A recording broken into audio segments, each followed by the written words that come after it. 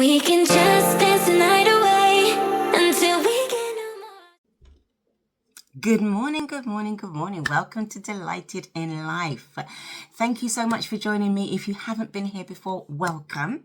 If you've been here before, welcome back. Thank you so much. Over here on my channel, let me introduce myself. My name is Dee and I am here doing this channel. It's a lifestyle channel, and over here on this channel we talk about everything woman. So today we're doing a get ready with me, and whilst you're getting ready with me, whilst I do my makeup, then I'm going to be talking about dating. So I've done 3 sessions on a Wednesday. It's my Wednesday reflection. Done 3 sessions on a Wednesday talking about dating. So today we're talking about red flags. So before I start talking about red flags, let me show you what makeup I'm putting on. So I'm going to be wearing, well actually I've already got it on. I've got on my base, which is my foundation, and it's by Vital, and it's very inexpensive and I really like it. It's a kind of a cream to powder, and I think it costs about £6, so very basic. I also have on my concealer, because I'm a woman of a certain age, and actually sometimes women of a certain age don't have the bag situation that I have, or the darkness under the eyes that I have. Although it's getting a bit better, I think it's my water. Anyway, so the concealer is my Mary Case concealer, and the concealer is more expensive. It's £27, but I just find it's got good coverage, goes on really well. I really like it, lasts for a really long time.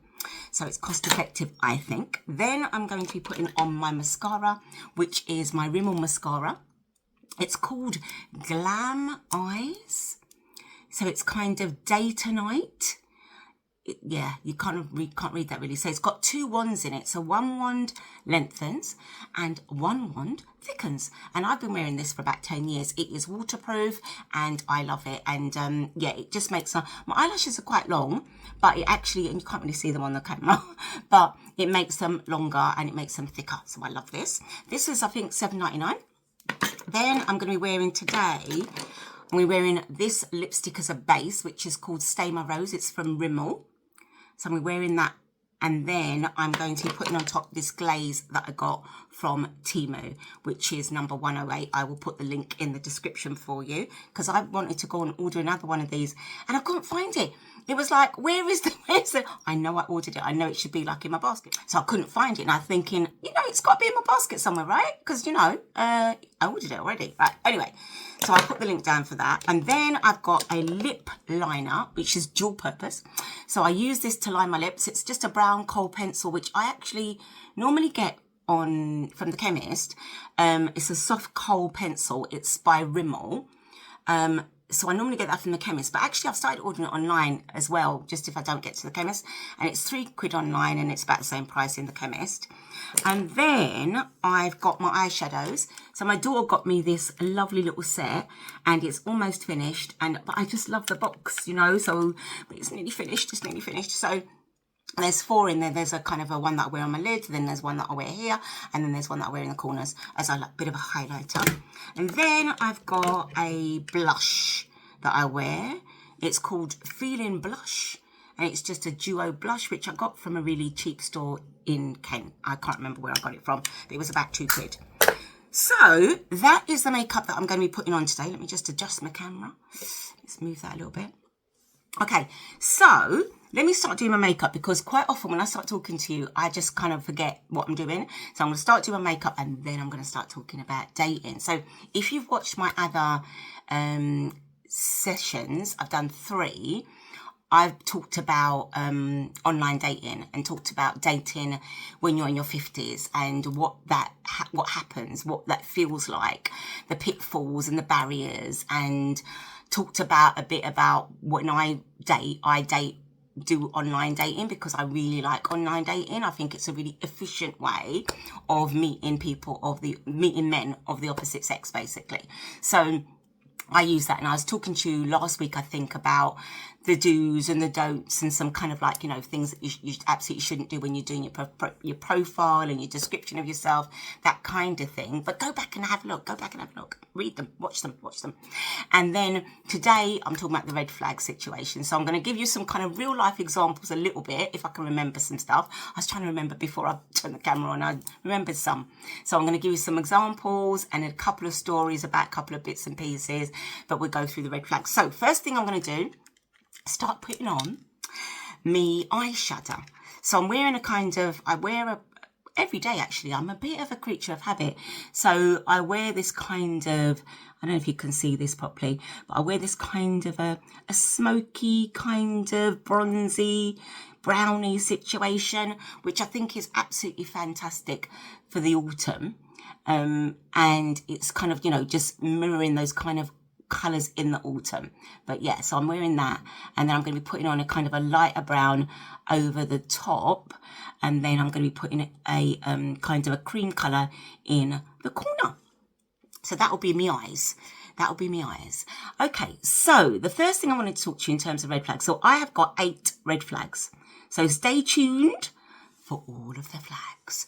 All right, number 1 is the boundary pusher. So these red flags essentially are relating to when you go on that very first date, that very first introductory. So you've had the telephone conversation, you've had the text messaging, and you've decided to take the plunge, and you're going to meet this person in a public place. You've done your due diligence, and you've decided, you know what, they're worth a punt. So I'm going to go and meet them in a public place, maybe for a hot chocolate, maybe for a coffee, maybe for a drink, something quick, easy, so you can get in and out. You can kind of get the flavour of or the measure of this person a little bit, and then you can get out a little bit. Yeah. So on this very first date, these are kind of the red flags. Maybe the first date, maybe the second date. Yeah. Because on the first date, everyone brings their representative, don't they? Everyone is putting their best foot forward, and you might not necessarily meet that person on the first date. You may meet their representative, the very, very, very best version of them. Yeah, we all do that. We all got to have a best version of ourselves. So it may be that this is the second date. It may be that it's possibly the third date. Yeah. So, but it's just those initial stages where you haven't developed any connection with that person yet. And so you're just assessing still. You're still thinking, is this for me? What kind of character is this person? What kind of values has he got? How does he behave? Who is he? Yeah, this is that time. So the first red flag I've got is the boundary pusher. So George was a boundary pusher, and we went on quite a nice date. And actually, I was feeling quite positive. Just, in a kind of like very kind of cautiously optimistic way. I was quite positive because I was thinking it was a nice first date. We'd gone for a hot chocolate.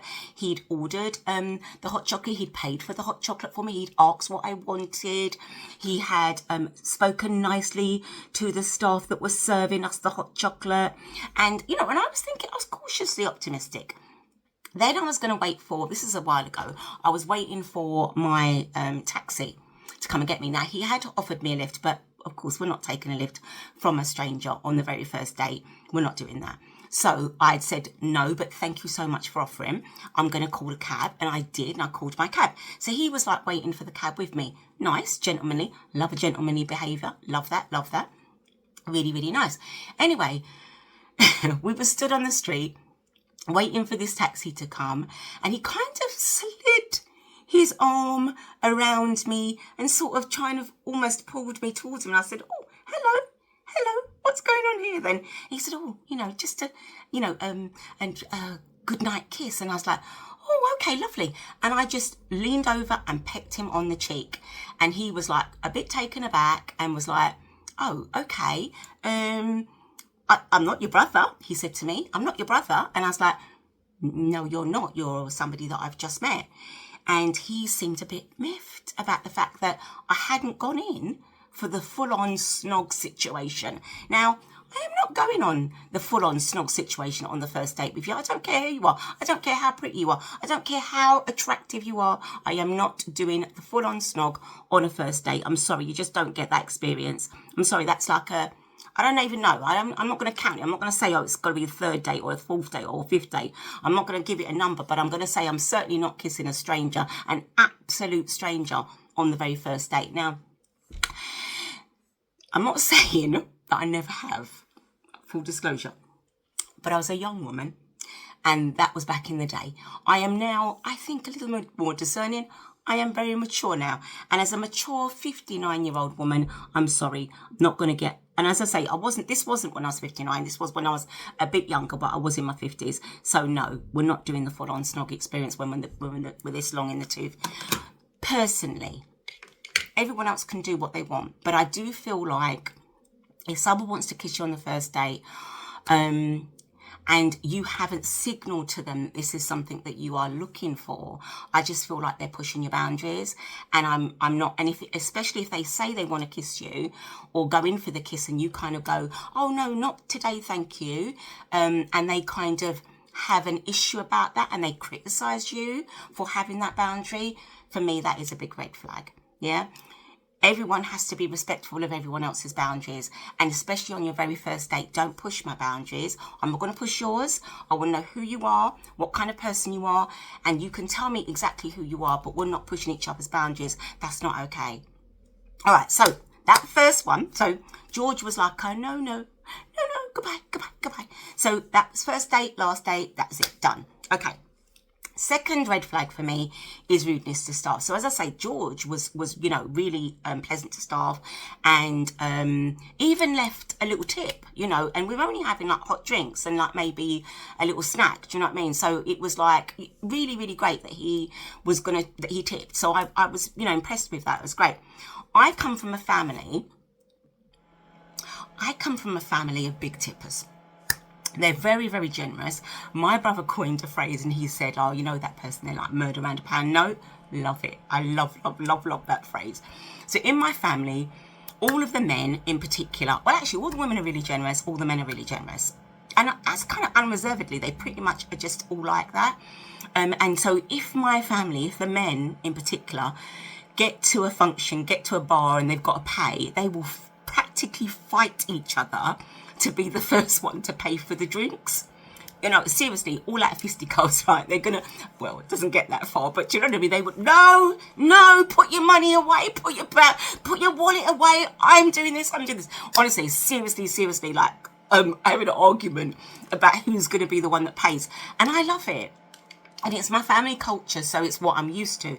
It's not everyone's family culture, and that is not for everybody, and everyone doesn't feel exactly the same way that I do. I appreciate that. But I do think that for most of us, we do want somebody who has a degree of generosity about them.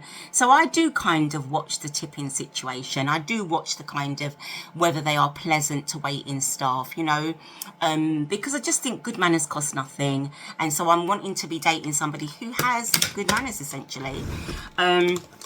So for me, if you snap at staff, if you click your fingers at staff, if you don't tip, all of those things for me are a red flag. So I've gone out on a few dates with different people and they have paid for the meal or paid for the hot chocolate. So this might be third date situation. They've paid for the meal, they've paid for the drinks or whatever, and then they've not left a tip. So, and I always think that if waiting staff have provided good service, I'm not just tipping everybody, if they provided good service, I will tip. So then I might say, oh, do you mind if I just pop the tip on? And, some people respond badly to that. And some people say, yeah, no, go for it. It's not a problem. Absolutely fine. But for me, that is a bit of a red flag. It is a bit of a kind of, I don't want people to be murder around a pound note. If you're murder around a pound note, you and I are not going to get on. I'm a very generous person and I need people around me who are generous people. Otherwise, I just feel really uncomfortable. So for me, that is a red flag. So that's red flag number 2. Red flag number 3, now I'm just putting mascara on, is when they have an ex situation. And by that, I mean that they are not over their ex. They're clearly not over their ex.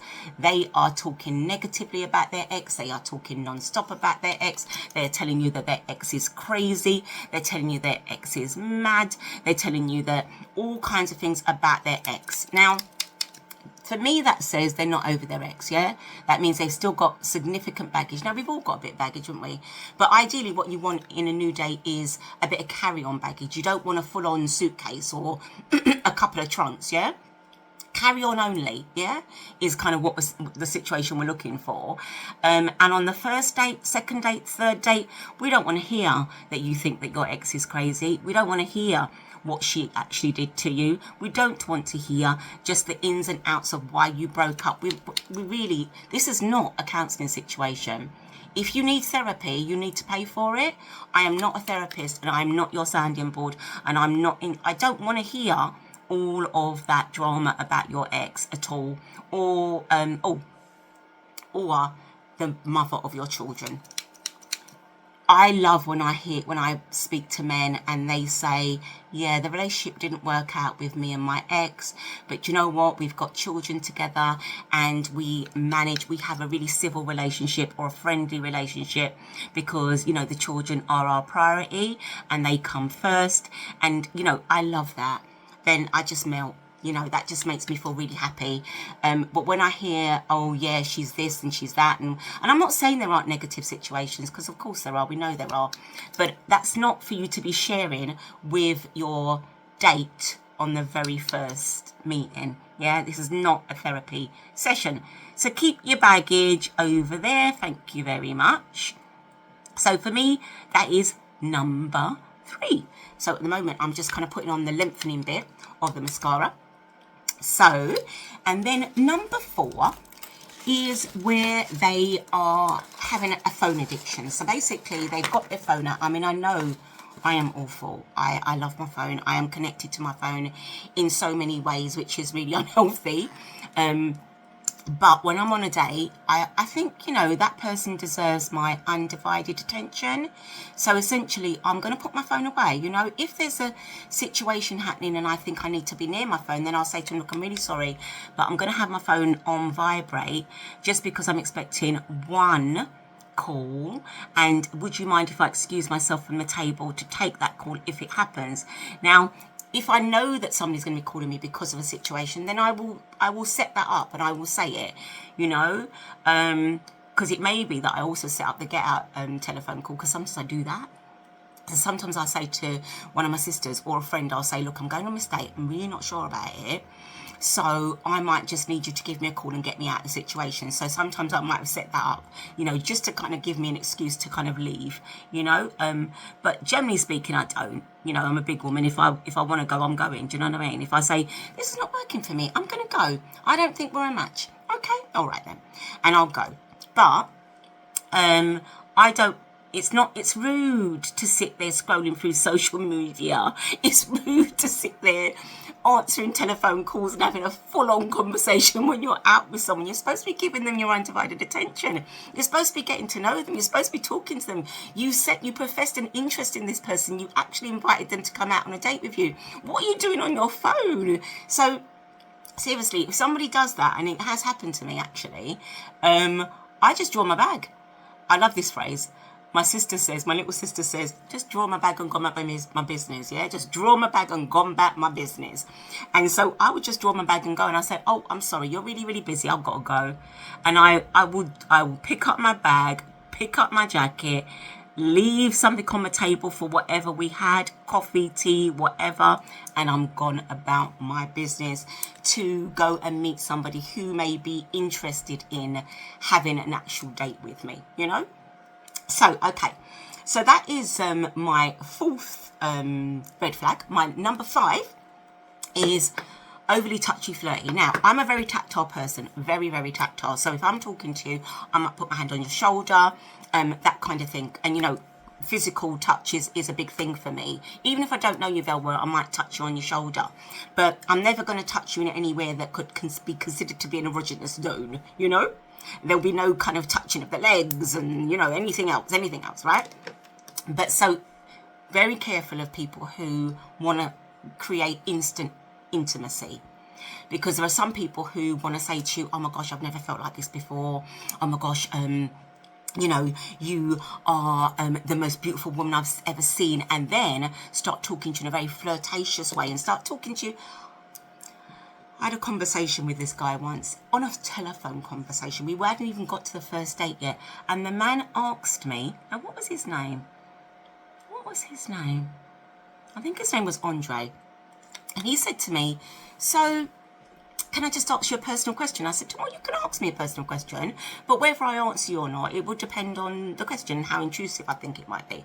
So he said to me, oh, can I ask you kind of what pleases you in bed? And I was like, I beg your pardon. I beg your pardon. Let me just come off my phone, yeah? And he thought it was perfectly reasonable. And I said to him, I'm going to go now. I'm going to come off the phone now. And he was like, why? We're big people. We're grown. And I'm like, no, I'm not that grown.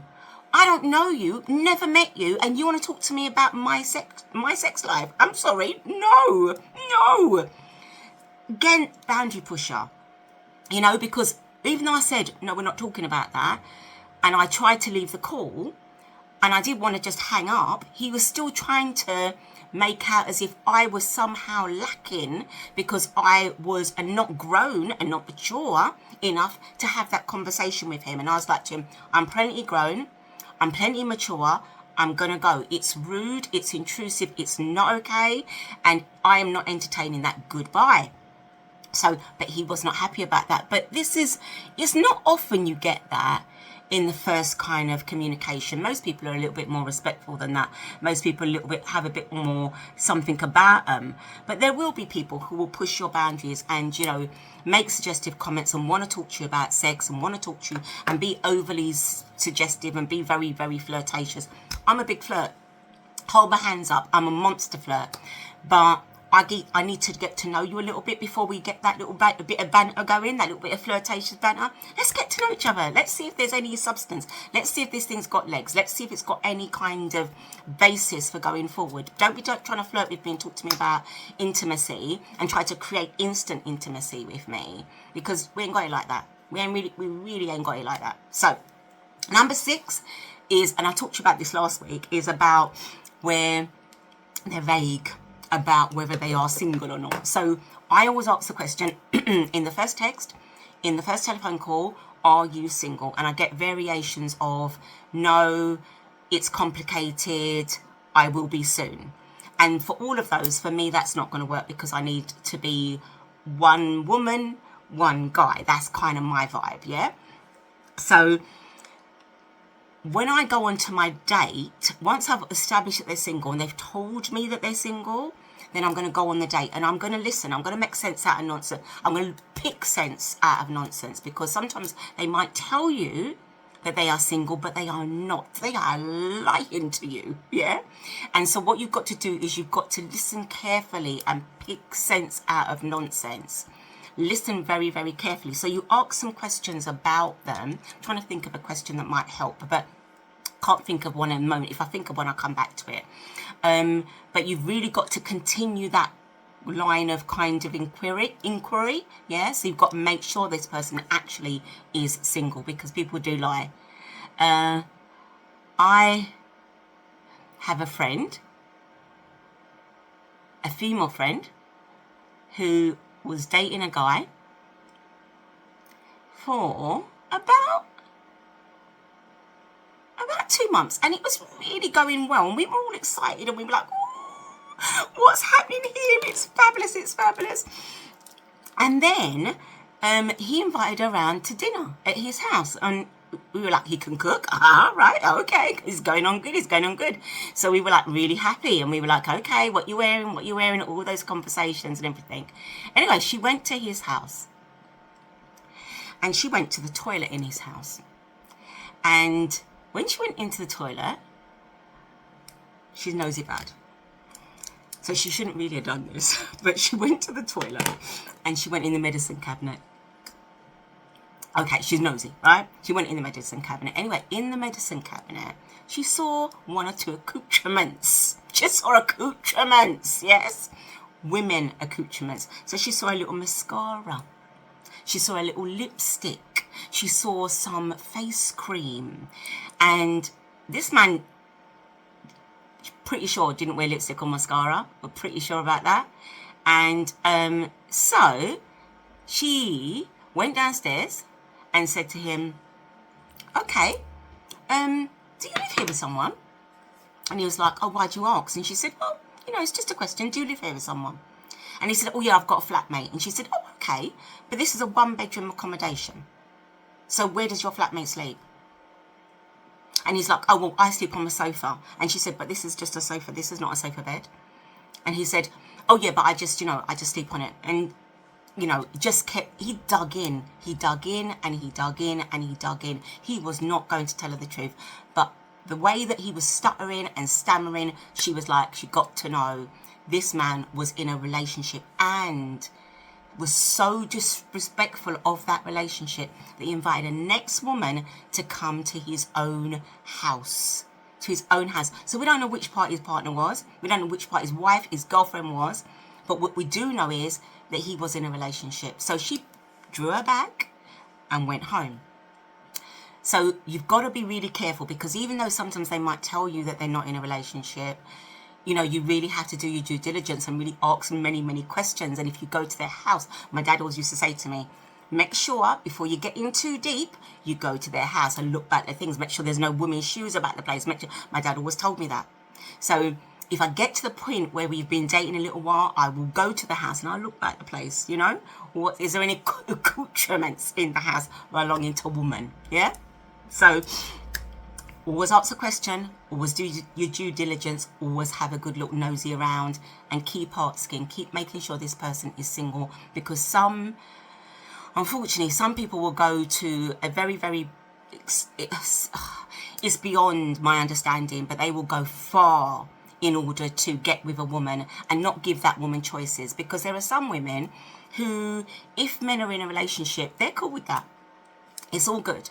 But there are some women, like myself, who are not cool with that.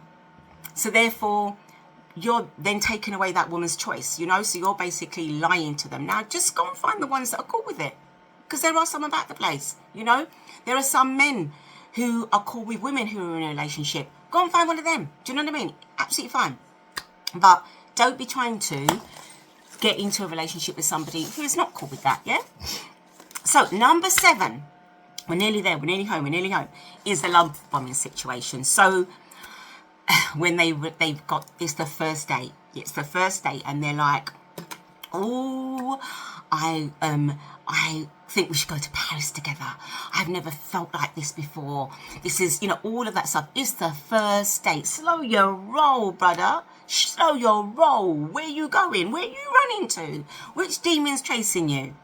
Because if they are coming at you that hard, there's a reason. They want to lock you down and get you all turned around and your head's going, woo, woo, woo, woo, before you get to know who they are. And there are some really good manipulators. There are some expert love bombers out there, and they can make you feel absolutely wonderful. I have been a victim of love bombing, and oh my gosh, it's heady. Oh my gosh, it's amazing. Absolutely amazing, but it's got no substance, and essentially they're running at you because they're running away from demons, and they are trying to lock you down in that relationship and get you turned around and get your head all twisted up and get your kind of love goggles on, so that they can actually just get you in that relationship before you know who they are, before you absolutely know who they are. And I've been in that relationship, so that red flag, that one I'm telling you about from a personal experience, that's a tough one. It's really tough, but it's not hard to spot initially. Yeah, you can spot it. You absolutely can, because I think subsequent to the time when I actually got kind of entrapped by a love bombing situation, since then I can see it. I can absolutely see when it's happening, and then I kind of just extricate myself from that situation, because I need to know the real person. I need to meet not the representative, but who the real person is, and I don't need them manipulating my emotions in that way, which some people are really expert at. Now, finally, number 8 is the negative vibes guy. Yeah, he's coming into the date and he's telling you about his children's mum. He's telling you about women are this and women are that, and he's telling you about work is bad and everybody's out to get him at work, and his friends are what are his friends, they stab him in the back and they don't mean him any good and all that kind of stuff. Yeah, and do you know, if he's telling you all of that on the very first date, yeah, and he says to you, oh, do you know what, I feel like I can talk to you, I feel so close to you, and I can really feel like I can share everything with you, It ain't about that. It ain't about you. Do not take it that it's all about you. This is who he is. He is just Mr. Negative. He is not an optimistic person. He's negative and he wants to pour all of that negativity on you. And of course, you being like maybe an empathetic person, an understanding person, a kind person, you might be thinking, oh, do you know what? This guy just needs someone to talk to. No, he doesn't. No, he doesn't. He don't need you. Don't need you. He need to talk to his friend then. The ones who ain't stabbing in the back. He needs to talk to his family. He needs to talk to his work colleagues. Whoever it is, not you, not on your very first date. We don't want all that negativity, because if he's that negative about all of the people in his life, trust, when the glow has gone, he will be negative about you. So, there we go. There is my eight red flags. I hope that you enjoyed this. I hope it was interesting. I am now going to get dressed and get ready to go to work, and I'm going to show you my outfit, do a little video so that you can share that with me. Now, I hope that, yeah, as I say, if you liked this video, if you found it entertaining. So here are my red flags, my 8 red flags. So stay tuned for my outfit of the day. Hope you enjoyed. Please like, subscribe, comment. And we can just dance the night away.